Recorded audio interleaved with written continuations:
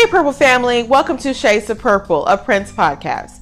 On tonight's episode, I'm going to be counting down my favorite top 10 Prince live performances. But before we get into the countdown, rest in peace to Tina Turner. We did lose her today, the queen of rock and roll. May she rest forever in peace. If y'all haven't been on the Facebook page today for the podcast, I did upload from YouTube a performance that Tina Turner did of a cover of the Prince song, Let's Pretend We're Married, off of 1999. And when I say, you guys, she killed this song, please check it out. She did a wonderful, wonderful cover of Let's Pretend We're Married by our own guy, Prince. So check that out when you can, and rest in peace, Tina Turner.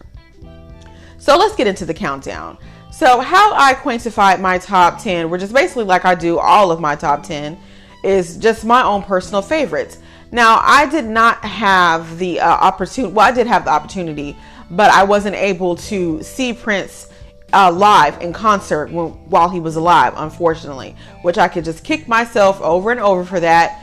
And so my personal favorites might differ from those who have seen him live in concert. But then again, maybe not. I think some of the ones that I have closer to the top of my list might be some of your favorites too. So let me know in the comments on Spotify, on Apple, or on the Facebook page, what are some of your favorite Prince live performances? So let's get into mine. Top 10. Okay, so number 10, I have probably the most well-known performance of Prince outside of his Super Bowl halftime show. And that is When My Guitar Gently Weeps, which was a tribute to George Harrison, the guitarist for the Beatles, at the 2004 Rock and Roll Hall of Fame. And it became really, really famous, really more so, I think, after Prince died. But I think it also gained a lot of traction the year that it happened as well, because for some unknown reason, well, actually, we do know what the reasons are. A lot of people, white, I hate to say that, but let me not say white. Let me say a lot of, white people that are, particularly into rock and roll and, like that hard rock and roll sound. A lot of these people that weren't really into Prince because they thought that he was like some, pop, hack, or he was just kind of like a Michael Jackson rival wannabe person or whatever. They thought he was like a singer and, he just did mostly pop music. They really didn't know too much about Prince outside of Purple Rain. And they may have even liked the Purple Rain guitar solo that he did in the movie or whatever, but they never really took him as a serious guitarist until this performance. When I say, and I know we've probably all seen the performance by now, but if you've been living on the rock and you still haven't seen it, it's on YouTube. The older copy on YouTube has about 122 million views. So it's a very popular video on YouTube, and it just really demonstrates the absolute prowess that Prince had on the guitar. Like, he was a guitar god. And this really just demonstrates that. I mean, he knew that he killed it, because as soon as he was done, he threw his guitar up in the air and bounced out. Like, just like, I mean, it was just so Prince, and a lot of people, said that he was being arrogant. No, he was being Prince. And I really think that he elevated the song, and he elevated that guitar solo, because I know originally that guitar solo was done by Eric Clapton, I believe. In another version of the song, not the original version, because I know in the original version, George Harrison, of course, did it. By this time, George Harrison had passed away, I believe in 2001 of cancer. And Tom Petty and also Danny Harrison, which was George Harrison's son, looks exactly like his dad. Like, I knew automatically as soon as I saw him when I watched the video that Danny was George's son, because they split an image. But it was Tom Petty, who we've also lost. He passed away in 2017. And a similar fashion that how Prince died, oddly enough, with fentanyl. So rest in peace, Tom Petty. And then some other people that, like I said, forgive me, I'm not as familiar with the other gentleman that did the vocal, that did the singing, but he had a wonderful voice that was just perfect for the song. And so y'all gonna have to remind me of like who he is in the comments that did most of the singing, because it was Tom Petty and the other guy. And but yeah, he killed that guitar solo. And he supposedly set out to make a statement, because Rolling Stone at that time had put out like 100 greatest guitarists list, and Prince wasn't on it. Now, I don't know about, I think that was like in 2003 when they put that list out, or maybe early 2004, because this performance was done in March of 2004.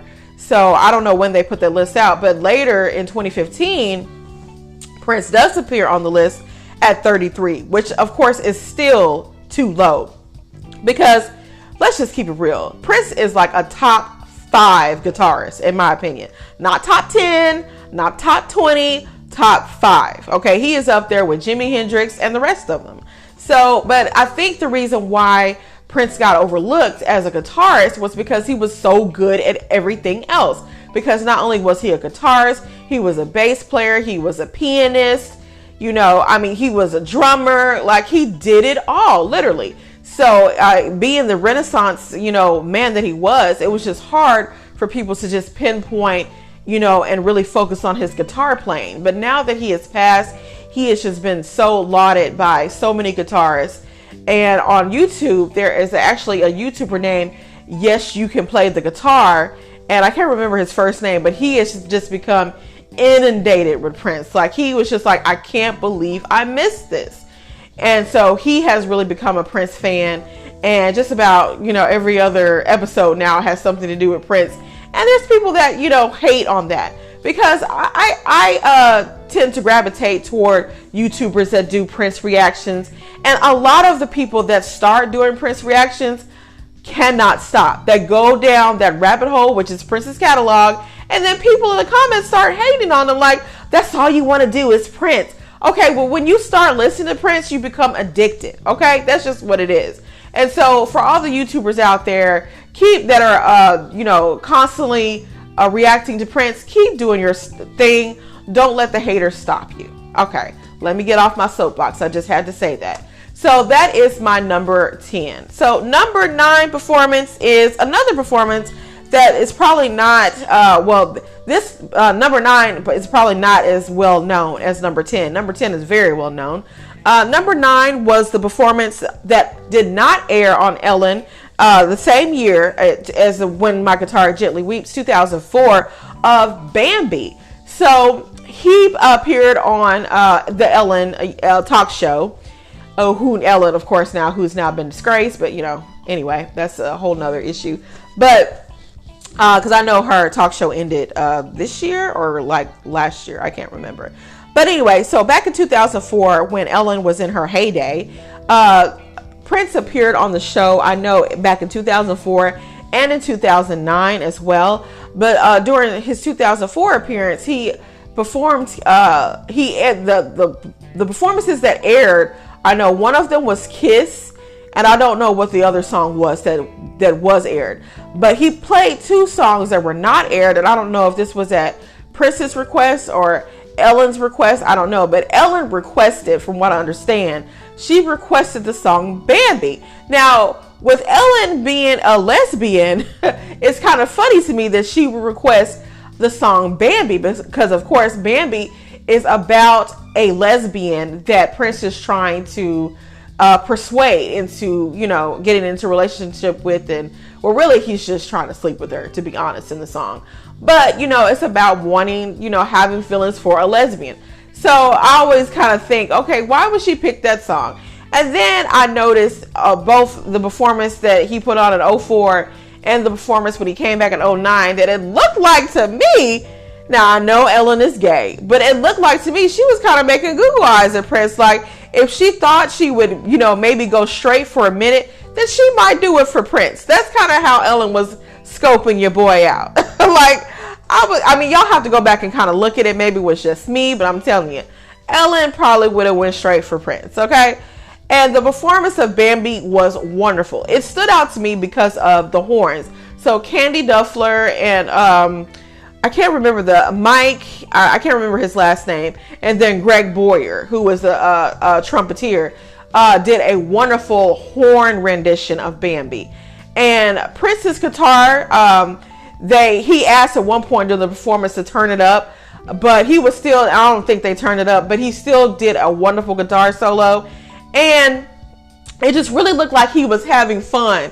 At one point, right before they did the breakdown of the song, he leaned back and he was like, hey, and he went back to strumming his guitar. So it really looked, he was smiling. I mean, in 2004, Prince was back on top again, because of course this is during the Musicology period, when he was going on that like 95, 96 tour date for Musicology. So he was looking healthy and beautiful and wonderful. And he just looked like during the performance that he was having so much fun. He kept looking back at the band, smiling, and it was just a great performance. And I don't know why it was aired, but I don't know if it was because he also played Controversy, and that was also unaired.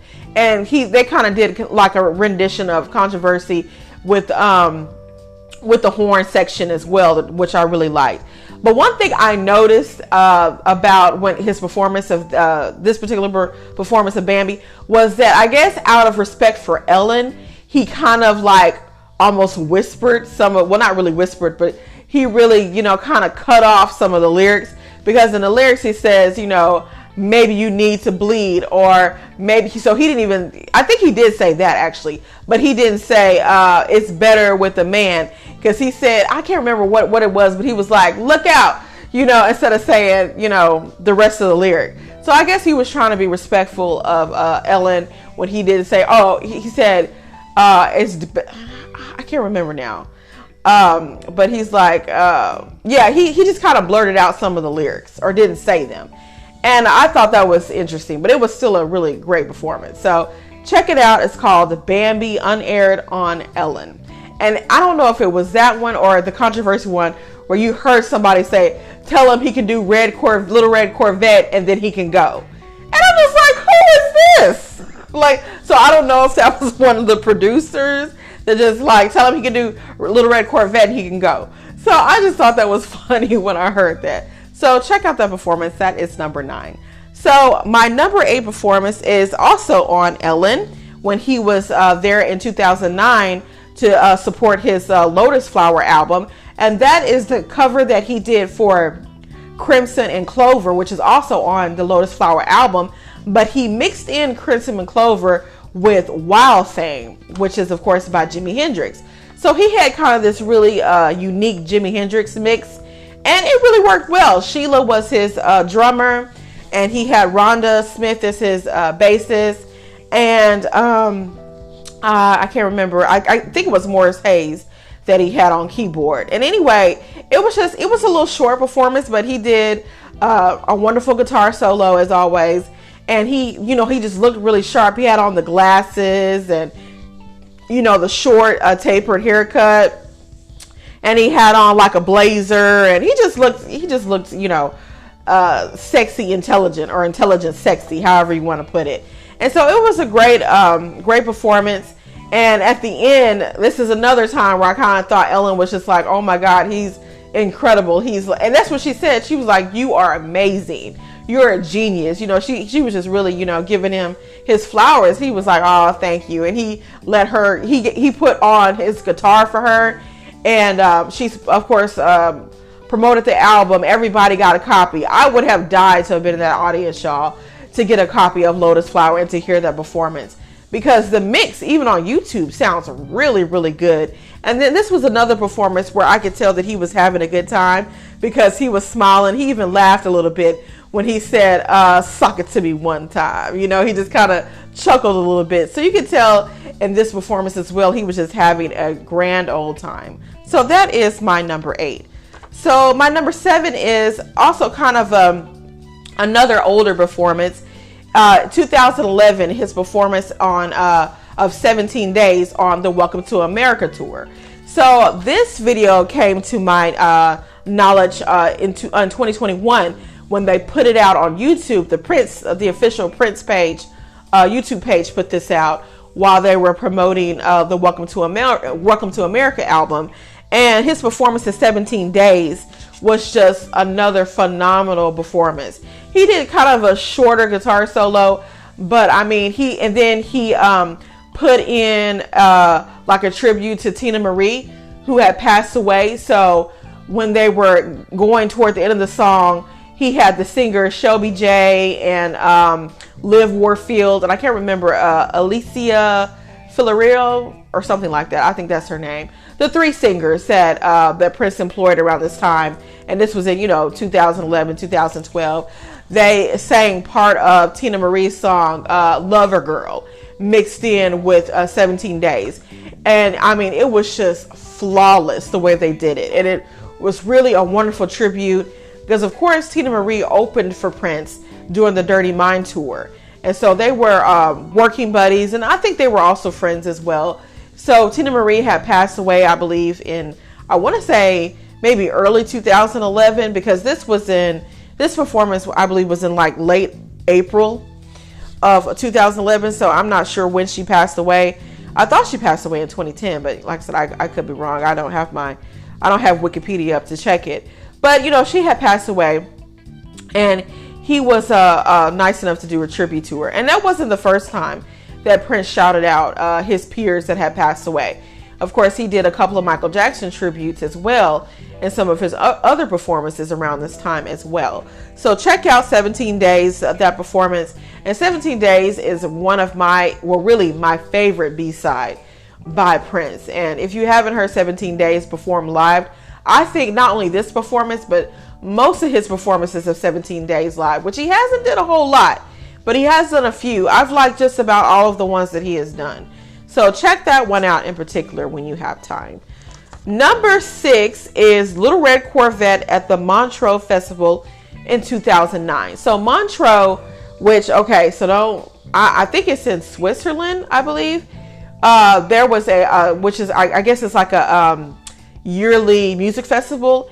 And Prince was the headliner back in 2009, and then he returned in 2013.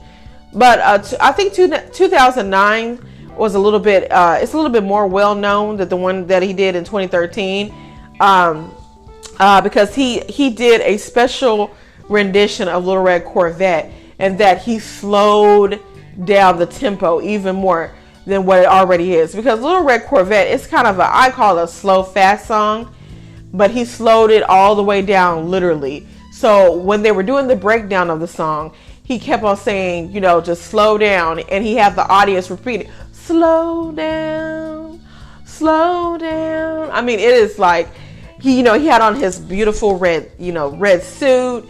He just looked fabulous, and I mean, he just had them, doing the double clap, slow down, slow down.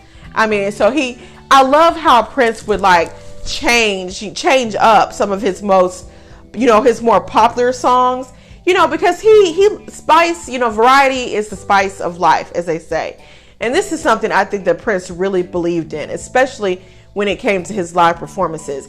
He never liked to perform the same song in the same way twice, more than once. So I liked how he would change up sometimes the tempo and the flow of some of his more well-known songs. And so this was something that I appreciated seeing. And when I first saw it on YouTube, I was just like, wow, that is really, really different. And I liked it because it's a song that, because of when Little Red Corvette comes on, I love how it puts you in a kind of like a relaxed mood until, his vocals start, and one of his, the first lyrics out of his mouth is, guess I should have known that, how it was going to be. How can I never remember the lyrics to the songs now? Let me see. Guess I should have known by the way you parked your car sideways that it wouldn't last. Something just so classic like that. And then it catches your eye and it catches your ear listening to that. But then when he totally changed up the tempo like that and just kind of slowed it down and had everybody do the double clap, I mean, the way that he can command the audience to do what he wants to do in his live performances is something to behold. If you haven't, like I said, if you've been living under a rock and haven't either seen his performances on YouTube or been to them in person, why are you listening right now? Check this stuff out, okay? Especially now that, of course, since he's gone, we have access to this type of material. Because if Prince was still alive, I don't know what the issue would be with YouTube. But so I hate that, we had to lose him to get all of these wonderful performances. But I would like to think if Prince was still alive that he would eventually came to some kind of, understanding with YouTube and Spotify, and would have allowed, a certain portion of his, music to be played. But I mean, who knows? So, but anyway, moving on. So that is number 6. So number 5 is Housequake at the Paisley Park New Year's Eve concert back in 1987. So this was the concert that they included in the 2020 Sign of the Times Super Deluxe Edition package. Instead of the actual Sign of the Times concert movie, for several legal reasons, they were not able to package that, which I hated. But apparently the guy that owns the rights to the movie would not release it to Prince's estate, and so that's why they were not able to package the Sign of the Times movie. So they had to substitute that. Excuse me. So they had to substitute this with this Paisley Park New Year's Eve concert that they did. I think it was a benefit concert. And Miles Davis, the famous trumpeter, also played at the very end of the concert. He kind of did like a little solo on his trumpet, and but it wasn't very long. But anyway, this was a concert where Prince did a lot of his songs from Sign of the Times. And the performance, I liked his performance of Erotic City that he did with Sheila and Kat right before this song, right before Housequake. But what I like about this performance of Housequake was, of course, the way he looked. He had his longer hair curled, and it just looks great on him. And he had on his peach and black, color him peach and black. And he just looked great. I mean, he even had the peach eyeliner on his eyes. And now the way that they filmed it, you weren't really able to see his full split like you were able to see during the Love Sexy tour when he had the polka dot suit on. Now you could see his full split. But that's the only thing I don't like about the footage of this particular performance. But it does show him putting the microphone stand through his legs, and all the little tricks and stuff that he got from James Brown. And this song in particular, the way it was performed, a lot puts me in the mind of James Brown. And in the comments, that's what people were saying, okay, he's trying to be James Brown Jr. And in a way, I'm not gonna lie, he was. He was, if you really look at the performance. It's clearly, it has James Brown written all over the performance. And it's great. I think Prince put his own little spin on James Brown. And I think I even read somewhere or heard somewhere that Housequake was in fact dedicated to James Brown. Because it is a funky, funky song. I mean, even all the way down to lyrics like, don't wait for your neighbor, green eggs and ham. And one thing I liked about the performance is he had everybody that was on stage hopping up and down. He was also, he was hopping, but they would hop on the one, just everybody from Kat to Matt Fink. I saw him on the keyboard hopping up and down. And so I thought that was a really nice touch. The saxophonist Eric Leeds, he was jumping. So I think that's one of the things I like about the song Housequake when it's performed live. And it's another one of those songs that I like the studio version, but Housequake to me is much better when it's performed live. And there's quite a few songs in Prince's catalog that when they're played live, they just sound better. And not to say that the studio version is horrible, but it's just, you can just really get into the song more live. And Housequake, I think, is one of those songs. So I might have another countdown coming up where I do my favorite live songs over how they sound in the studio. So that's number 5, Housequake at Paisley Park, New Year's Eve, 1987. So number 5 is going to be I Will Die For You, the Syracuse Purple Rain Tour show that was March of 1985. So the Syracuse, New York show is known for, the wonderful Purple Rain guitar solo. But that's not my favorite performance. I love the Purple Rain's guitar solo. Don't get me wrong. It was amazing. But one of the performances that really stood out to me was the I Will Die For You performance. Because Prince had on that little white get up with the what do you call it? Not a parka, but one of those things you take off. Anyway, he looked fabulous. And I just liked his energy during this performance. No, during the breakdown, he says, I will die for you. Then he's like, watch me dance. And so he does his little train dance. Dun, dun, dun, dun, dun, dun, dun, dun, dun. Oh, and he does his little gyrators with his little bitty hips. And I just really liked, once again, his energy and how he really got, the crowd pumped and just wanting to, as soon as he said, now watch me dance, I was just like, I felt like I was there. And a lot of those performances they put out last year when they did the live, when they did Prince and the Revolution Live, that's what it was called. When they put that album out last year in 22, and they put all these performances of the Purple Rain tour on YouTube, that was one of the performances that really stood out to me. And it was probably my favorite one. It was the one that I would just play over and over. And he just was like, he just looked great, in his little white little get up. And then it was around his neck for a little bit, and he just kind of tore it off and just kept moving, and so check it out if you haven't seen it. So I Will Die For You at the Syracuse Show 1985 during the Purple Rain tour. That is my number 4. So number 3 is probably the most well-known performance of Prince outside of When My Guitar Gently Weeps, and that is the 2007 Super Bowl halftime show, which to this day is still the number 1 halftime show of all time. And it deserves to be that because he toured up. I mean, it does not, when God is doing your special effects, you win. Okay? You nobody will ever be able to top that. I mean, Purple Rain in the Rain, get out of here. Say less, okay? Say less. He tore it up from the time that he got on there, from the time that he left. I mean, and I like the fact, and a lot of people, well, not a lot of people, but some people complained about the fact that he didn't just do his songs. And I didn't have a problem with him doing other people's songs, because sometimes you want to hear your favorite artists cover other people. I don't have a problem with that. So I liked his rendition of, for example, The Best of You by the Foo Fighters. And, I don't really listen to music like that, so I was less familiar with the song. But when I heard the original one, and I went back and listened to Prince's, I actually prefer Prince's over the Foo Fighters one. So, but it's a great song.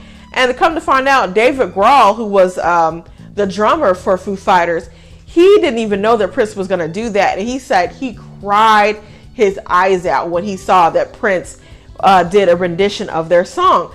So apparently there's a little backstory about why Prince decided to do the Foo Fighters song. So the Foo Fighters did a cover of Darling Nikki.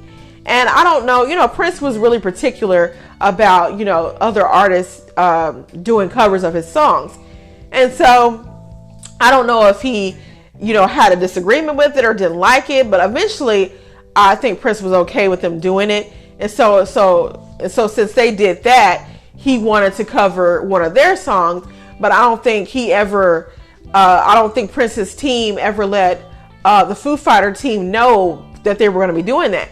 So it was a surprise to David Grohl when he saw it.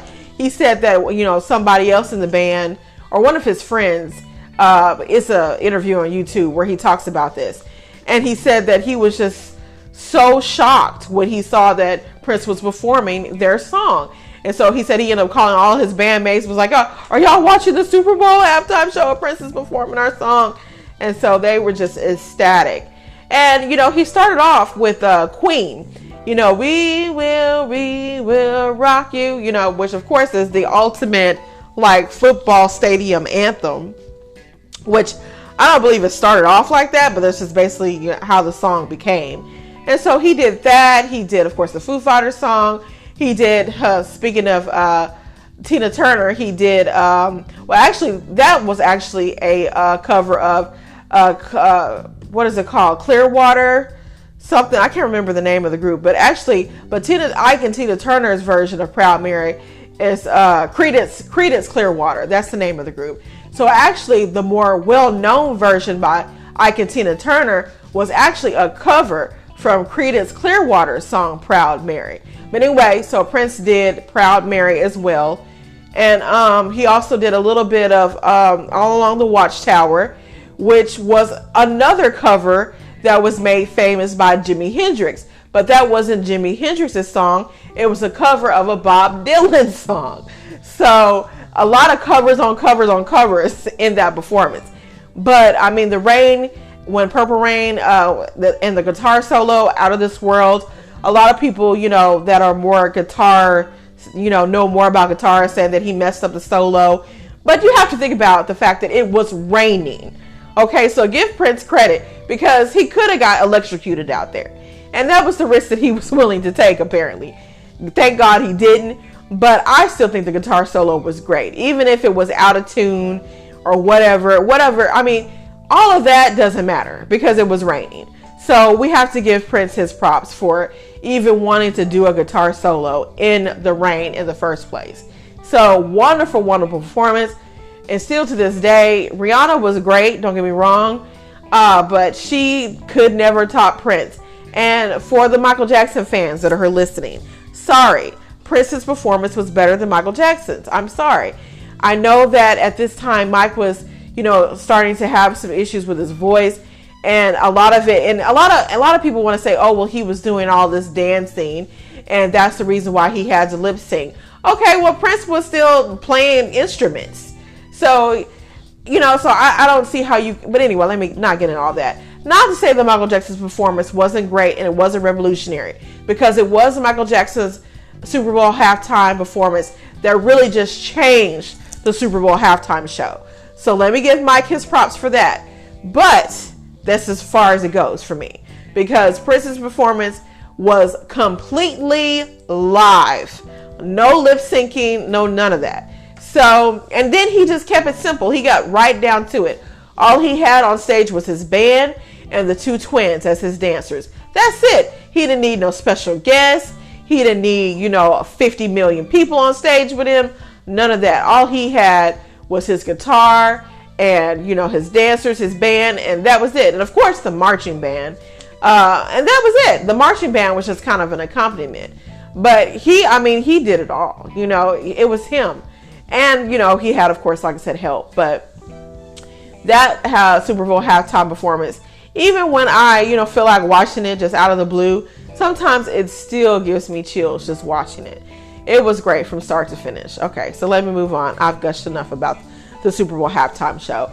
And if y'all haven't, he also did a performance during the conference. When he was supposed to be answering questions.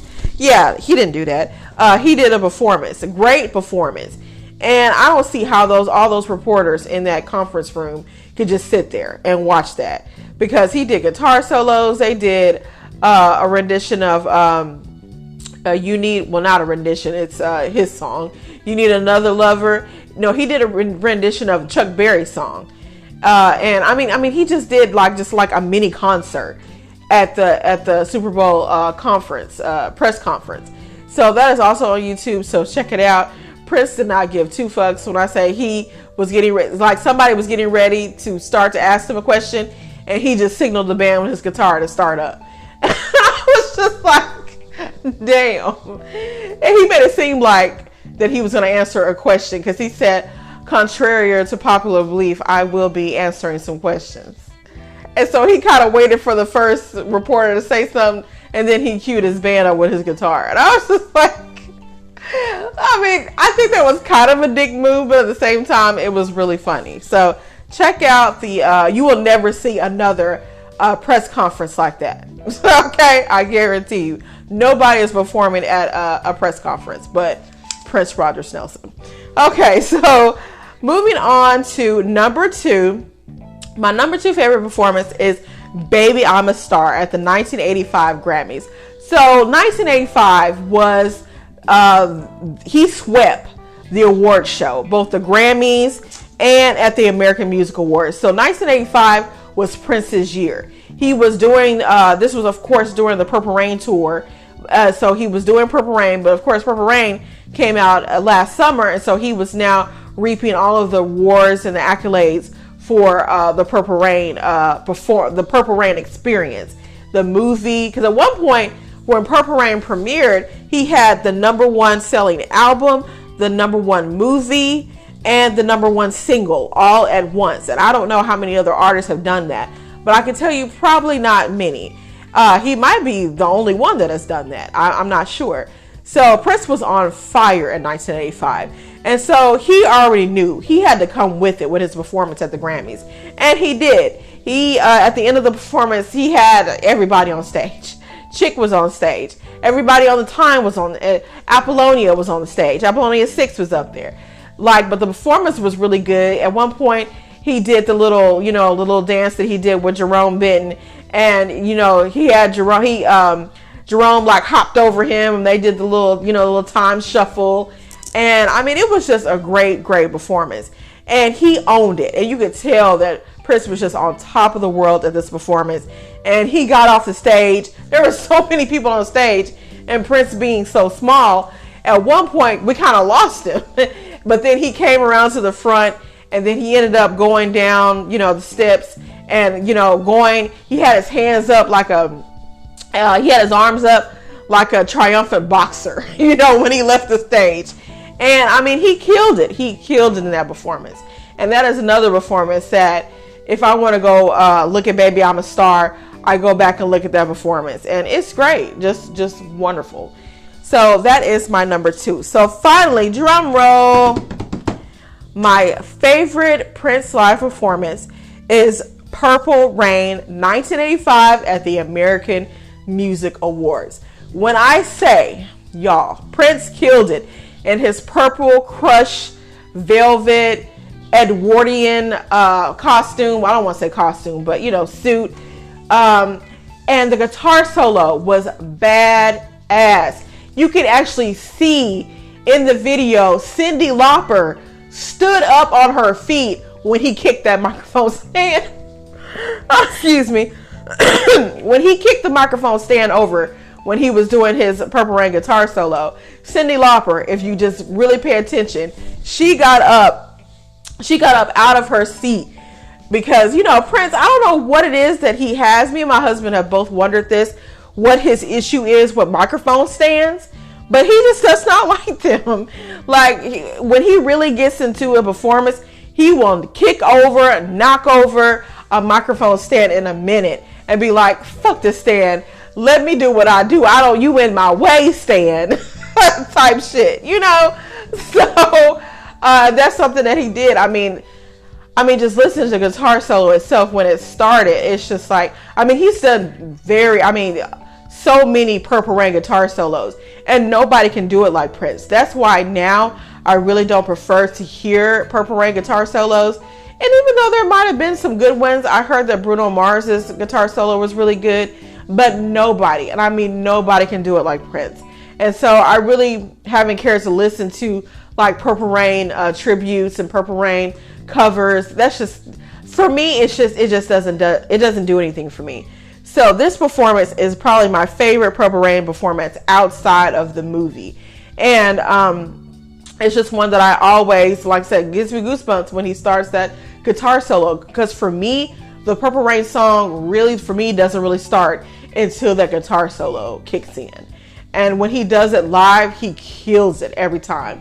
But for me, the 1985 American Music Awards performance really stood out because, once again, Prince was on fire. He knew he had to bring it during this particular award season. And he did. He did it. He was like the king of 1985. And this performance proves it. So that was my #1. So that is my countdown. Thank you guys for listening. And if you have any other suggestions of top 10s or top 5s or top 20s that you would like for me to do on my podcast, please let me know. And next up, I've got another Purple Kingdom episode that I'm going to do about Dez Dickerson, who was an early guitarist in one of the in Prince's first, well, not his first band, but the band unofficially called the Rebels. He was Prince's guitarist during that period. So we're going to investigate a little bit about his life and how he became to be a part of the Purple Kingdom. So that'll be up hopefully sometime this weekend. If not this weekend, next week sometime. So until then, you guys, peace and be wild, and may you live to see the dawn. Bye.